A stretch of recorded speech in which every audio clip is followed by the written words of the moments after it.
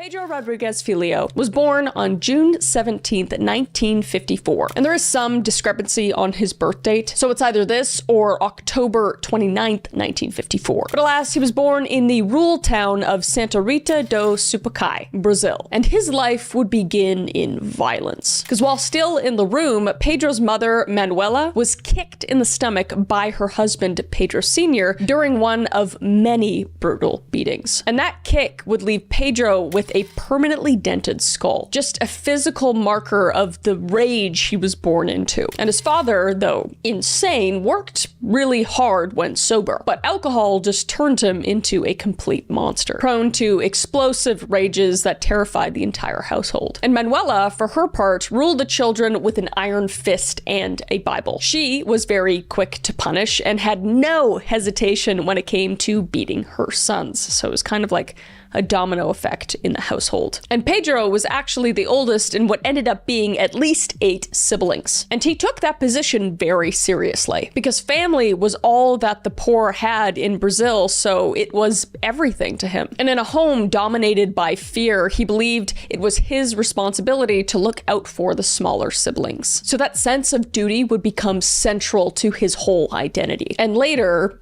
his violence. So the family wasn't necessarily starving, but life was really hard because clean water was often diverted to the fields and medical care was very scarce, and disease at this point was very rampant, and the poor were treated as disposable. And there was only one place that Pedro really felt safe, and that was with his maternal grandparents. His grandfather, Joaquim, was a butcher and actually taught Pedro how to hunt, fish, plant crops, and slaughter animals with great precision. Some foreshadowing for you. And at the butcher shop, Pedro learned how to bone an ox, and how to use a blade, and just generally how to kill. Some more foreshadowing for you. But Joaquim also tried to instill in Pedro a sense of morality and what it means to be just. He would go on to say, "He also taught me how to be worthy, correct, and just man. My grandfather loved me. Of all the grandchildren, I was the dearest." And Pedro's grandmother had her own beliefs. She told him that drinking ox blood would make him strong, and Pedro believed her. And by the time he was 10, Pedro was actually working at a chicken slaughterhouse, using the very tools and methods that his grandfather had taught him. And he also hunted monkeys for meat and pelts, he fished, and helped provide for his family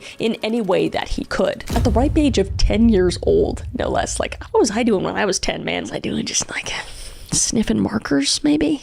Yeah, I mean, I was definitely doing that. Don't remember a lot from back then. Probably because I was sniffing markers so much. Anyway, but the lessons he learned were clear. Survival was earned and justice wasn't given. It had to be taken. And Pedro, as a child, was very small, wiry, but very serious as well. He was a bit of an old soul. And what he lacked in size, he made up for with intensity. He was fearless, kind of dangerously so, and he showed early signs of deep sensitivity to injustice, especially when it involved his family. He was like the ultra final boss empath, if you will, but also not because he ended up killing people, but you know what I mean. But that sensitivity curdled into something much darker in 1967, when Pedro was only 13 years old. He had taken his cousin's horse for a short ride without permission. Just an impulsive act that he really didn't think much of. He didn't think that his cousin would care. But when his cousin found him, the other boy actually had punched Pedro hard across the face. And Pedro, on the ground and completely dazed from getting basically knocked out, looked up at him and said, "I'm going to kill you." And his cousin laughed and would just proceed to punch him in the face again.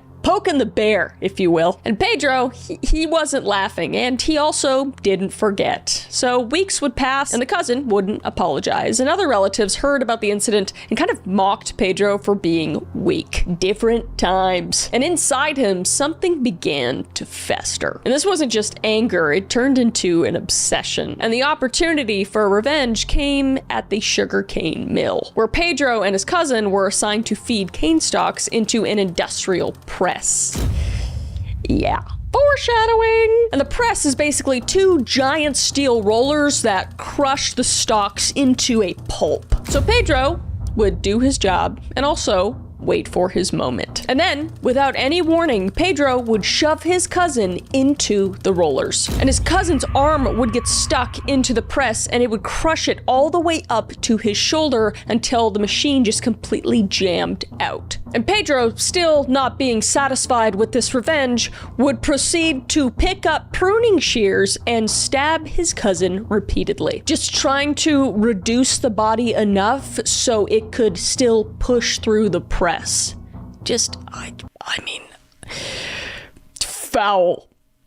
Terrifying. But the attack would be interrupted by workers who heard the screams, and his grandfather would turn up just in time to actually turn off the machine before his cousin could get fully pulled into this press. So Pedro would naturally be arrested, but only as a minor. And with pressure from his grandfather, he would actually be released within days. So his only punishment was that he was ordered to clean the machine of the blood and flesh, and that would take him about 4 weeks. That's not a punishment. If I said shut up to my mom, I would get more of a punishment than that. What the f?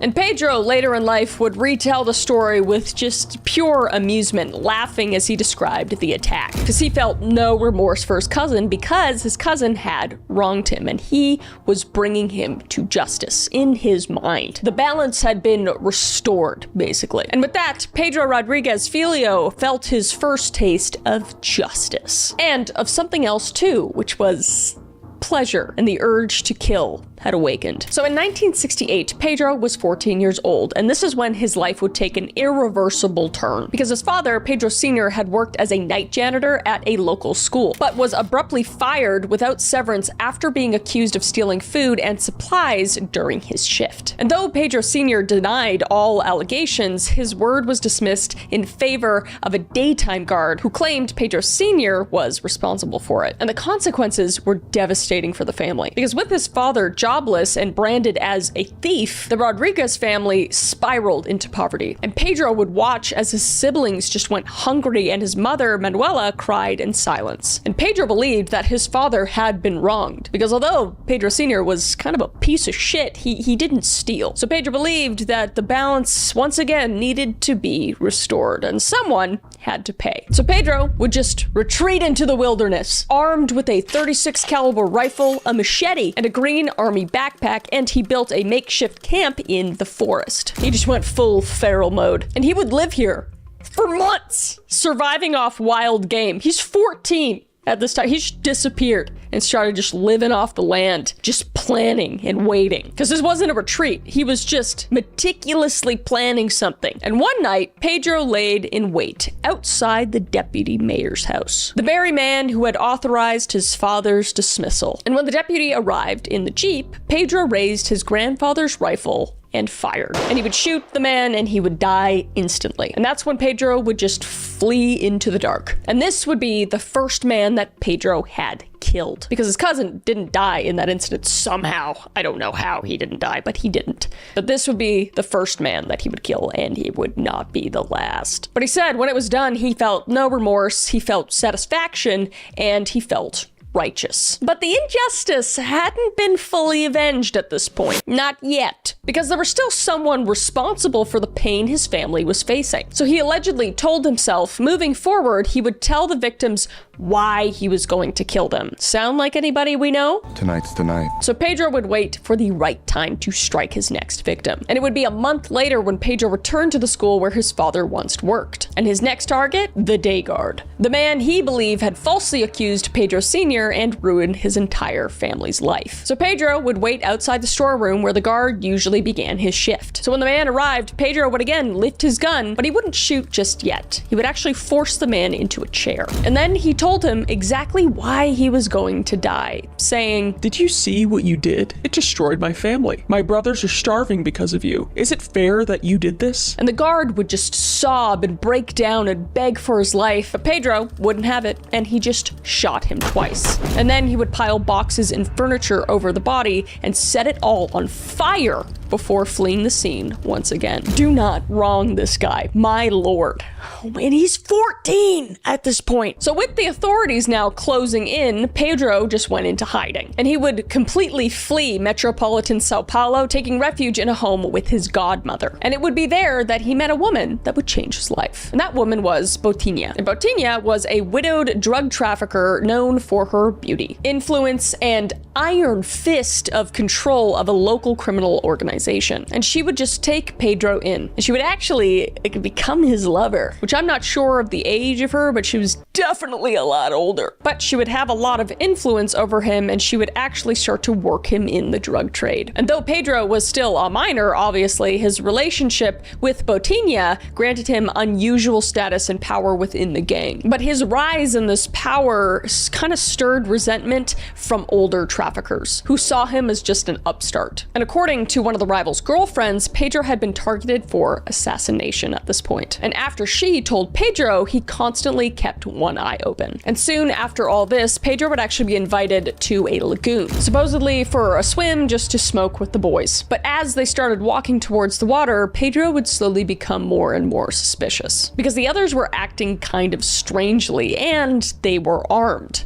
So Pedro, being Pedro, would pull his gun first, and he would order them to disarm themselves. And instead of listening to the child, they ran away, and that's when Pedro would just light them up. He would open fire, killing 2 and hospitalizing a 3rd. And whether it was paranoia or legitimate self-defense, it didn't matter. What mattered was that Pedro survived, and now he completely ruled through fear. And from that moment on, Pedro's reputation just exploded. He became known as Padrino Cartuchera, which means cartridge PD, which is a reference to his favorite weapon, a 2-shot sawn-off shotgun. And he would work with a trusted pair of partners, Gaucinho and Zé Capeta. And the trio would carry out multiple crimes across cities like Jacara, even double-crossing rival dealers. And Pedro was just known to live on the edge, not to be with, if you will. But he slept in cars, cemeteries, and churches, and he hid from both police and death squads, who were basically notorious vigilante groups made up of off-duty cops who executed suspected criminals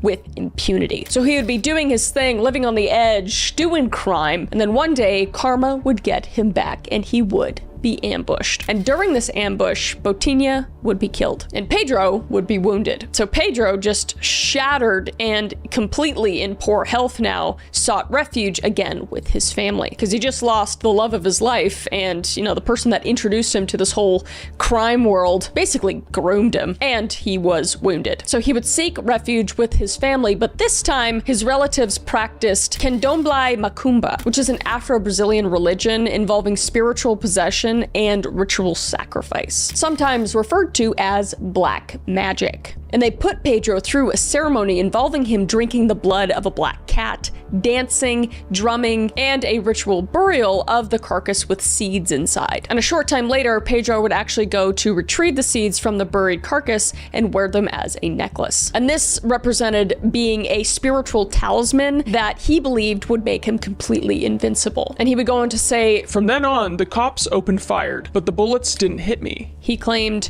"Nothing would stop me." So after this, his crimes would escalate, his methods grew bolder, and he would not just be known as Cartridge Petey. He would be called something new, but only after he had committed his most violent offense to date, something that would turn him into the legend he's known as today. So after the bloodshed, betrayals, and rituals that had defined his early teens, Pedro would find something very unexpected, and that was love again. And while living in Campo Grande, a city just west of Rio de Janeiro, Pedro met a young woman named Maria Aparecida Olympia. And for the first time, the boy who had killed his way through the slums of Sao Paulo seemed to have a future beyond just vengeance. And Pedro and Maria fell in love. And soon, Maria would become pregnant. So they moved into a small shack, and Pedro kept supporting them the only way he knew how, by operating outside the law. So he would continue stealing from corrupt traffickers, robbing from businesses who cheated the poor, and reselling stolen goods to dealers he believed were just. So everything he's doing, even though it's against the law, he's like kind of doing it like Robin Hood. Like anybody that's bad he would steal from, and then he would give back where he could. So he was like the good bad guy, if you will, the vigilante. And Pedro saw himself as a vigilante and not a criminal. But in his mind, he was doing moral work. He protected the weak and he punished the wicked. And he provided for the woman he loved and the child they were expecting. But that illusion of peace wouldn't last, because Pedro at this point had made a load of enemies. Enemies that would not forgive. So one day, after work, Pedro would return back to his shack that he shared with his love, and he would find it to be silent. And inside, he would find Maria, his pregnant girlfriend, dead, murdered along with the man Pedro had asked to protect her while he was away. And the scene was horrific because the killer had actually used their blood to write a message for Pedro on the wall saying, "We will get you." And at this point, she had been 7 months pregnant. And at this point, Pedro's life had already been drenched in blood. And now he was just consumed in rage. Because now it wasn't just justice he needed to serve, it was personal. So Pedro would set out and he would spend over a year hunting. He would interrogate anyone he thought might have information. He tortured people who didn't give answers fast enough. But for a long time, he would kind of come up with nothing. And he killed so many, wronged so many, that he no longer knew where to begin. And then one day, at a bar, someone would approach him. And it would be a woman. And she said she had actually been looking for him because she was the ex-wife of a man named China. And China was a drug trafficker Pedro had betrayed years earlier, stealing his drugs and guns and selling them off to a rival. And China had never forgotten this. And according to her, China had actually ordered for Maria's murder. And the woman who came up to Pedro in the bar would go on to show him her bruises and scars from China. And Pedro believed her. And she would actually tell him something else. And that was that China's brother is actually getting married that weekend. And she would tell him exactly where. You guys ever heard of the Red Wedding? It's about to get really bad. So Pedro would call up his old allies, Guachino and Zacapeta, and he would tell them, quote unquote, "We're going to a wedding. Every man there gets a bullet. But if you shoot a woman or child, you'll have to answer to me." Which, listen, I know this guy is a really bad guy, but a straight up action movie line right there. That, like, pluck that out, put that into a movie. He's a piece of shit. He kills people, but you know, like that goes hard as a line by itself. So Pedro and his compadres would go to this wedding, and the venue was full. And the guests were drinking and dancing and toasting the groom and bride, and Pedro and his men slipped inside completely undetected. And Pedro would approach the doorman claiming to be an honored guest of China. And moments later, Pedro spotted China and raised his 12-gauge sawn-off shotgun, and he would fire right into China's chest, killing him instantly on his wedding day. And the rest was complete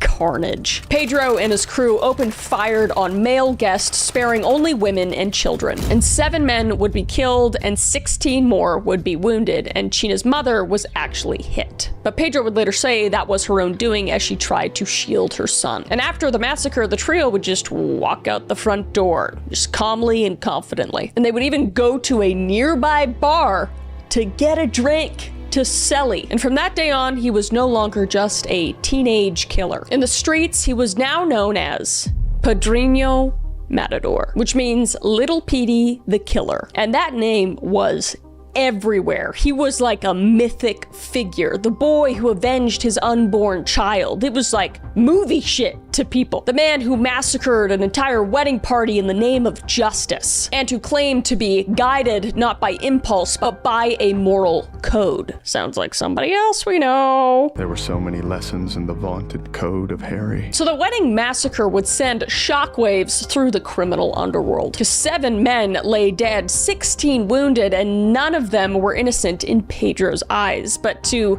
law enforcement, it was a complete bloodbath. And after the wedding, Pedro didn't go into hiding. He just leaned into the myth. And he would actually go on to take up a pair of twins in a polyamorous threesome relationship and begin to live like a complete gangster. Because now he had notoriety, money, and respect. And he even got tattooed across his arms the words, "I kill for pleasure," which, oh my God, how is this guy real? How is this guy real? And on the other, he tattooed the name Maria, and beneath it, it says, "I can kill for love." Like, who wrote this guy's lore? Who? But Pedro claimed that he killed daily, and he would say, "I would summon the devil." It was a ritual. It was like, this body is yours. This blood is yours. Then he would find a man, someone who'd beaten a woman or preyed on the weak, and he would, you know, drink their blood.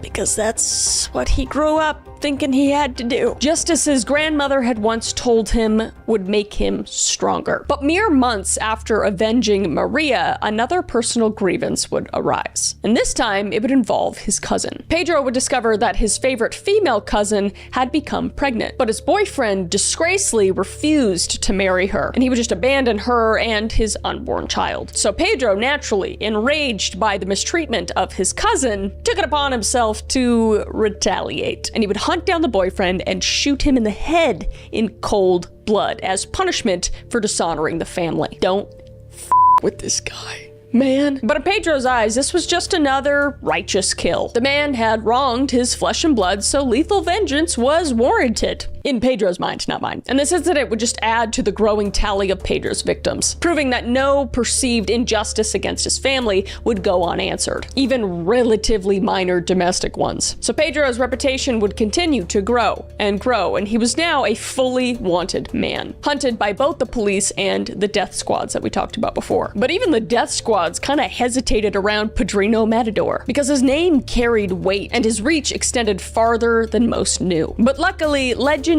is no shield, and the myth doesn't protect against betrayal, because Pedro's inner circle began to unravel. His two buddies, the men who stood beside him at the wedding massacre, were both killed, one by police and one by a death squad. And though Pedro had kind of always lived as a loner, paranoia began to set in, and justifiably so, because his twin lover's father owned a bar in Sao Paulo, and Pedro would visit this bar pretty often. And one day, while he sat drinking at the bar, the police would come in, because the twins' father had tipped them off. So Pedro would be ambushed in a very dramatic raid. It was just a hail of bullets and screaming voices, and he was actually very badly wounded in the firefight, collapsing to the ground and starting to bleed out. And he would pass out to the sound of officers yelling for his death. But when he woke, he was actually chained to a hospital bed, surrounded by nurses, police, and television cameras. The vigilante killer was caught, and the myth had been subdued. And Brazil's most feared teenage executioner was about to enter a place even more violent than the streets, which was Brazil's prisons. So Pedro would spend 25 days recovering, shackled in place, before being transferred to prison. And the guards gave him a choice: either protective custody or Gen Pop, general population in the prison, where the friends, brothers, and sons of victims of Pedro's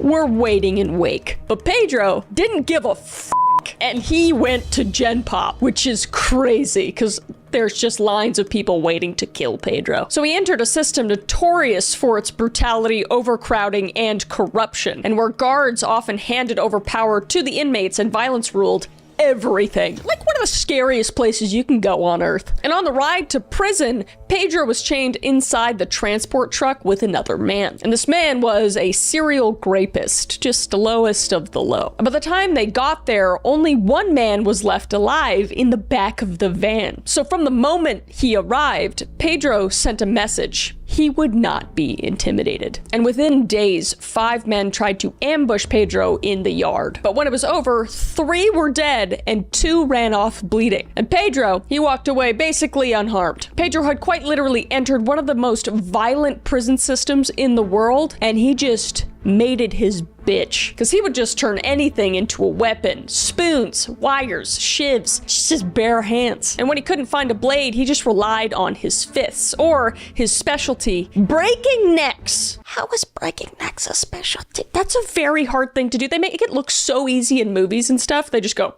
that's a really hard thing to do. Not that I would know. I just know because I'm not going to talk about it. Never mind.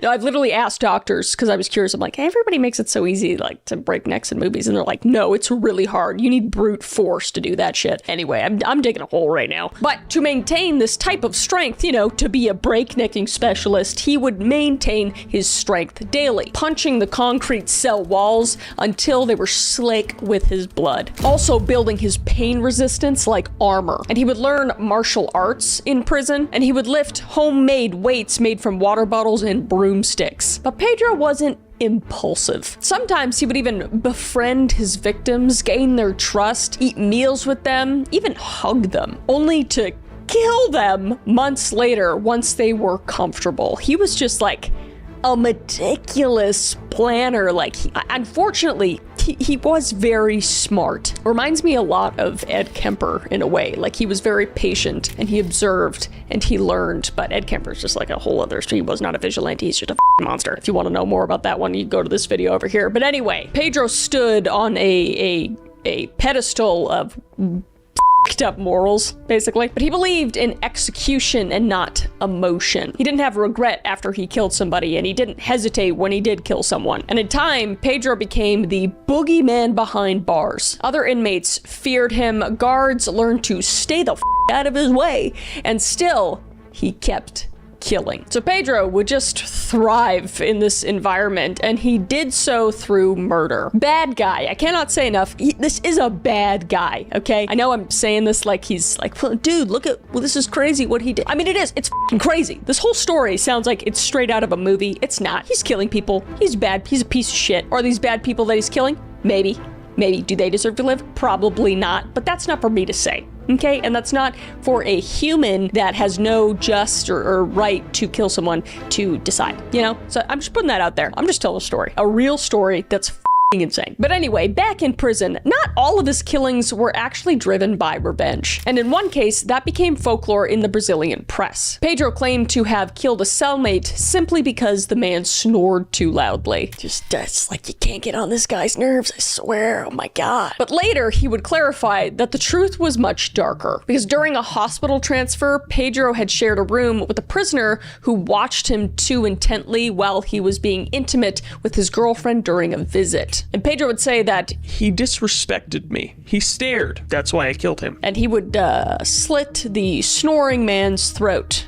It probably also was a little bit because he was snoring. It was probably like too for Pedro because he's crazy. And then there's Claudio, the traitor. He was actually a former friend of Pedro, who Pedro had actually protected on the inside. And Claudio was eventually released and welcomed into Pedro's family. And he would even begin a relationship with Pedro's sister.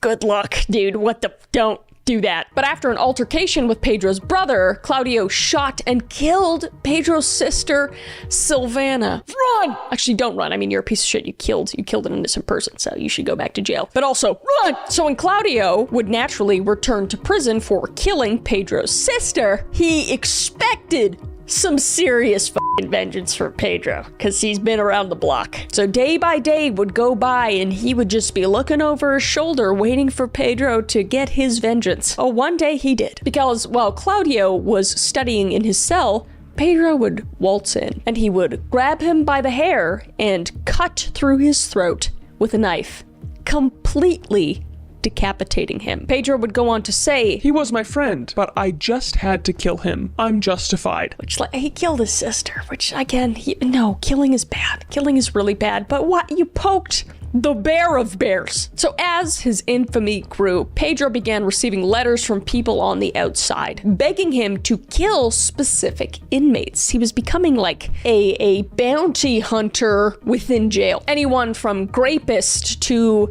child essayers or extortionists, men who had harmed the innocent. Scum of the earth, basically. And sometimes Pedro would oblige, but he did refuse to kill for money. So technically he wasn't like a bounty hunter. He was like a pro bono bounty hunter, I guess. But he evaluated each case meticulously to make sure that it was justified to do so. He was like a kind of a responsible killer. The morals are kind of all over the place. It's really hard. He's a bad guy, but so are grapists, you know? But in his own mind, if he deemed the man guilty enough, he would strike. Similar to Dexter. And sometimes he would beat them to death, sometimes he would stab them to death, and sometimes he would throw you down an elevator shaft. You never knew what was coming with Pedro, kind of a surprise guy. And he even described luring his victims into false friendships, kind of like we talked about before. Sharing food, talking kindly, before striking with absolute ruthlessness. I can't imagine just being like best buds with Pedro and just like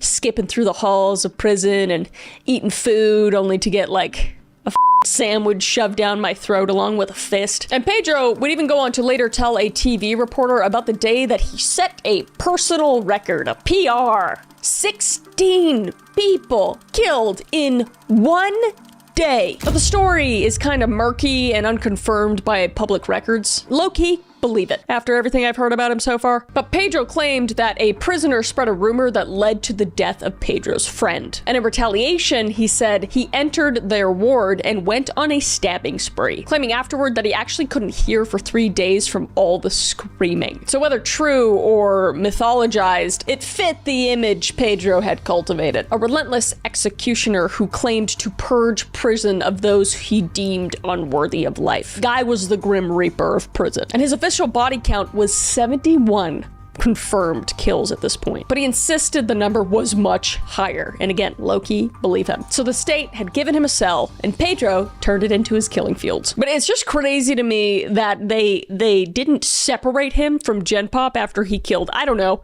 one person? Maybe two? They were like, hey, maybe we should put this guy in his own place. Maybe we should put this guy in solitary confinement and not with other people, because he tends to kill everyone that wrongs him. And in prison, that happens a lot. So I don't know. Brazil prisons are just like, just otherworldly insane. So I don't know how you fix that. But anyway, they didn't, and he killed a lot of people. But none of the murders Pedro committed in prison would compare to the one that hit closest to home. Because one day, the guards called him to the warden's office, and he was just surrounded by officers with drawn rifles as they delivered the news to him, which was that, I get chills even saying it because I'm scared for everyone involved, but that his mother, Manuela, was murdered, and that she had been stabbed 21 times, and that her body was ripped apart with a machete. And the killer was her own husband, Pedro's father. I have so many chills saying this right now because I know what's going to happen next, and I'm still scared. So Pedro's father was arrested and was now in custody at the same prison where Pedro was serving time. And when Pedro was given the news, he was completely silent. And he would actually ask to attend the morgue viewing. And the guards, watching him carefully, did allow it. And standing over his mother's mutilated body, he would make a promise to her. And that promise would be that he would kill his father and he would eat his heart. And that chance came not long after, because Pedro would fake an illness. And by doing so, he would lure a guard into his cell, overpower him, and steal his gun and his keys. Pedro was just seeing red after he got that news, and he would continue to see red during this whole ordeal. So he'd move on to other guards, lock them up, and then walk to the wing where his father was being held. And when he entered that wing, all the inmates fled because they knew what was about to happen. But the only person who didn't flee was Pedro Sr., who was just standing there completely still. And he allegedly said to Pedro, "You are right, my son." But Pedro didn't reply. Pedro would just lunge forward and plunge a knife into his father and begin counting the stabs that he plunged into his father out loud. 1, 2, 3, and he would go on to count 22 times. One more than the amount of times that his father stabbed his mother. Pedro had now delivered the justice he felt the system never could. And for the Brazilian justice system, Pedro Rodrigues Filho was an anomaly. A man who broke the system simply by surviving it. He had been convicted at this point of 71 murders, with unofficial estimates claiming more. And for those deaths, both on the streets and inside the prison walls, Pedro was sentenced to nearly 400 years behind bars. His initial conviction alone was 126 years. And additionally, killing inside prison pushed his sentence to well over 3 centuries. But in Brazil, sentencing wasn't so simple. Under the law at the time, no individual could actually be imprisoned for more than 30 years, no matter how many crimes they committed, which is beyond fucked up. So the rule meant that even a man who killed dozens could, in theory, just walk free after 30 years. So by 2003, Pedro had reached his 30-year mark. So he had technically served his time. And the authorities, just rattled by his infamy and the public outcry, scrambled for ways to delay his release. And through legal maneuvering, they extended his imprisonment for 4 additional years, citing his continued violence and danger to society. But they could not hold him forever, because there were now whispers of using a now repeated repealed public security decree, one that allowed indefinite psychiatric confinement for those deemed mentally unfit. And Pedro had, after all, being diagnosed by multiple psychiatrists as a psychopath, which,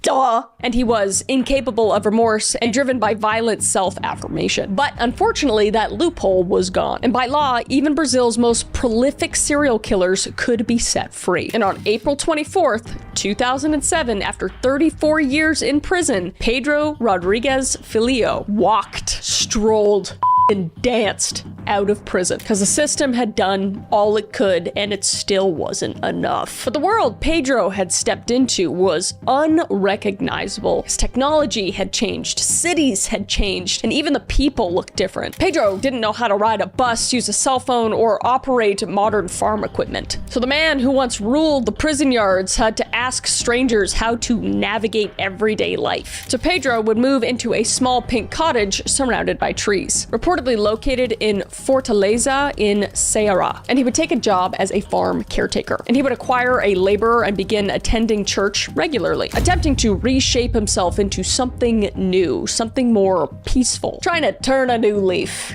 from killing nearly 100 people, as you do. So at this point, there were no signs of violence and there were no signs of bloodshed. But yet, even here, he wasn't entirely safe, because enemies from the past caught wind of his release. And one day in Santa Catarina, a group of men would recognize him in public. And they went to gather reinforcements because they knew they couldn't take this guy on one-on-one, or even 5v1, as we know from the prison yards. But Pedro would escape just in time, and he would flee to his sister's house before they would return. But this time, he didn't seek revenge. At least, that's what he said.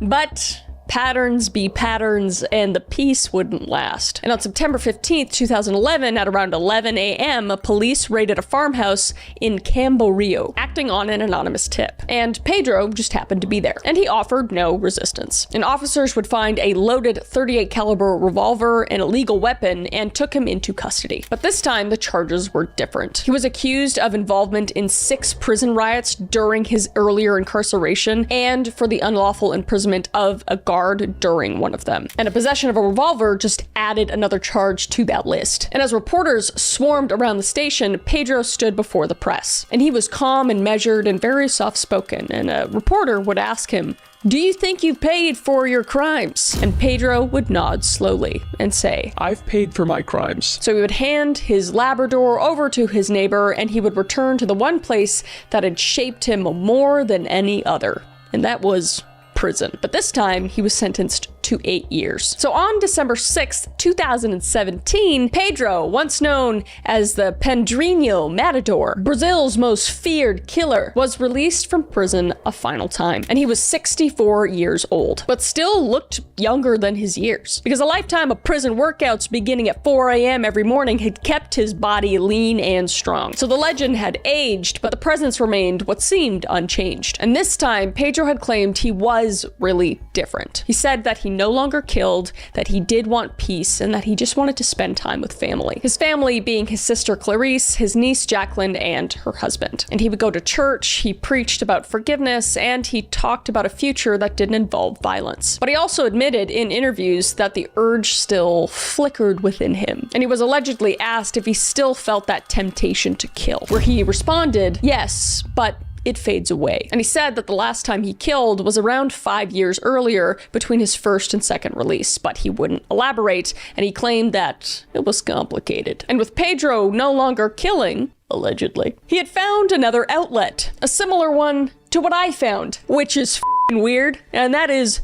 YouTube. I didn't kill anyone though, so little bit of a difference there. And the channel was called Pedrinho X Matador, Little Petey, the X-Killer. Just a great username. And Pedro uploaded often, sometimes even several times a day, with the help of a younger producer named Pablo Silva. And his videos were kind of a mix of anti-crime commentary, personal stories, culinary tutorials, guy was a chef, motivational talks, footage of him getting tattoos, cooking, or getting haircuts, and even warned kids about drugs, lying to their parents, and even vandalism, saying all of it was against his moral code. And he tried to just brand himself as a reformed man, telling people people that crime does not pay. And his audience kind of grew. And people recognized him in the streets, and fans asked for selfies, and even police officers shook his hand. And Pedro had become something previously unthinkable, which was a social media star. He really did turn a new leaf. And as his online presence just exploded, so did public fascination. And people drew comparisons between Pedro and, you guessed it, Dexter Morgan, a fictional serial killer from American television who hunted other murderers or other people who committed terrible crimes. And Pedro just kind of leaned into that comparison, and he reportedly said, "I only killed those who were no good. If I didn't kill them, they would kill me, and they would kill others who didn't deserve to die." And he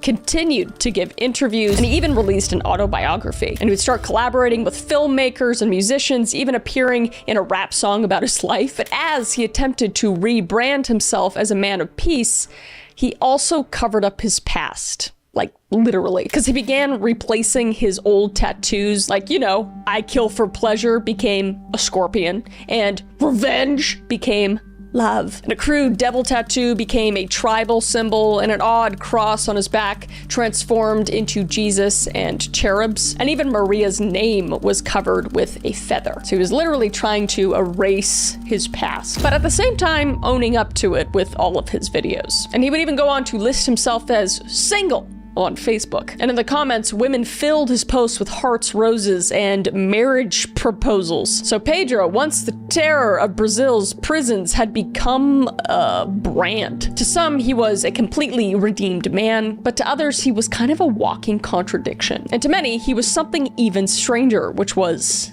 an icon. But then March 5th, 2023 would come. And it was a quiet Sunday morning in Mogi das Cruzes, a suburb on the eastern edge of Sao Paulo. And the sun had already begun to rise, burning off the morning fog that hung over the streets like a breath on a glass. And it was warm, humid, the kind of heavy air that sticks to your skin before noon. And Pedro Rodriguez Filho was now 68 years old. His wild youth was long behind him, and these days he was known more for cooking videos and crime commentary on YouTube than the trail of bodies he'd left behind. And that morning, he was visiting his sister at her home. And to neighbors, he was just a quiet old man who helped with chores and made strange, rambling videos online. But on that day, Pedro would walk out of his sister's house, possibly to get some air and just enjoy the day. Maybe he was reflecting on the strangeness of the still being alive after everything, and maybe he felt untouchable, having escaped countless ambushes, shootouts, and betrayals. And maybe he didn't feel anything at all. But what happened next only took seconds. A car would pull up to the curb, windows tinted, engine low, and inside were at least 3 men, faces hidden under hoods. And then the doors would fling open, and the gunman burst from the vehicle. And before Pedro could speak at all, move, or even raise a hand, the bullets would fly. And the men would shoot Pedro in quick succession. Close range, deliberate, and coordinated. And then Pedro would collapse on the sidewalk, bleeding out in the open air, just steps from his family's doorstep. But one of the killers wasn't finished and would step forward, kneel over Pedro's twitching body, and with a knife, slash his throat. So deep that police would later say that it was tantamount to beheading. And the message was unmistakable. This was an execution. And the assailants would flee in the same vehicle, and tires would screech as they vanished into the narrow maze of city streets. And Pedro's neighbors, hearing the gunfire, rushed outside, and what they found was completely grotesque. A man just laid there riddled with bullets, and his neck nearly completely severed, and his blood was just pooling in the gutter beneath him. By the time the paramedics arrived, Pedro was already dead. And in his final seconds lying in the sun, lungs collapsing and heart slowing, it's hard to know what Pedro might have felt. Maybe shock, rage, recognition, or perhaps nothing. And perhaps, like he always said, death didn't scare him. It was just the cost of the code he had to live by. A killer who once claimed to kill only those that deserved it had been killed by the same fashion. Clean, cold, and without mercy. And the murder bore all the hallmarks of a professional hit. And police immediately suspected revenge. Some speculated that it was retaliation from an old drug ring that Pedro had wronged decades ago, and others believed it came from one of the many families he'd shattered through his brutal brand of justice. But by mid-2023, 3 suspects had been identified, but no arrests had been made, and the killers had disappeared into the same criminal underworld Pedro once ruled. And so, after surviving decades in the most violent prisons, escaping death squads, and outliving his enemies, the man who once declared himself invincible was gunned down on the street, like so many of the men he had executed himself. So his story had came full circle. The vigilante killer had become the target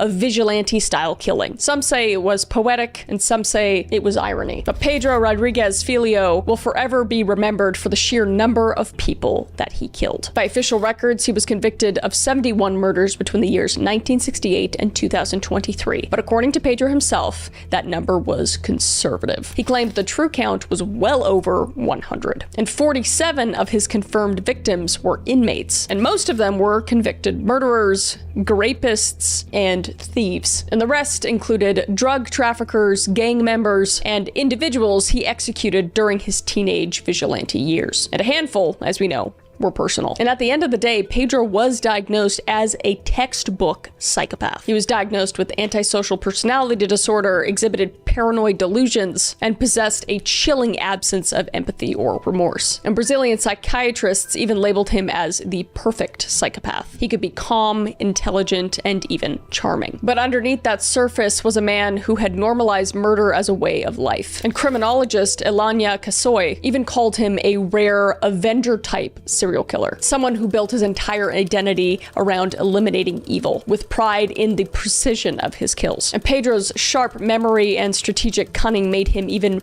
more than just violent. He was calculated. And his background also played a role. He was born with that skull deformity caused by abuse in the womb. He was raised in a household full of chronic violence, learning to kill animals for food by age of 10. And experts believe the combination of head trauma and early exposure to brutality kind of shaped a brain that was simply wired to kill. So nature and nurture were clearly at play. And when debates arise over the ethics of vigilante justice, Pedro is cited as the most extreme example of what happens when one man decides he knows who deserves to live or die. So was he a hero? Was he a monster? Was he a symbol of justice? Or a warning of what happens when morality becomes personal? And the answer obviously depends on your perspective. But one thing is certain. Pedro Rodriguez Filio didn't just kill people. He forced a country, and eventually the world, to confront how thin the line is between justice and murder, especially when fiction and reality look so much alike. And that concludes today's video. I know it was a longer one, but my goodness, it was pretty crazy. I'd love to hear what y'all think down below.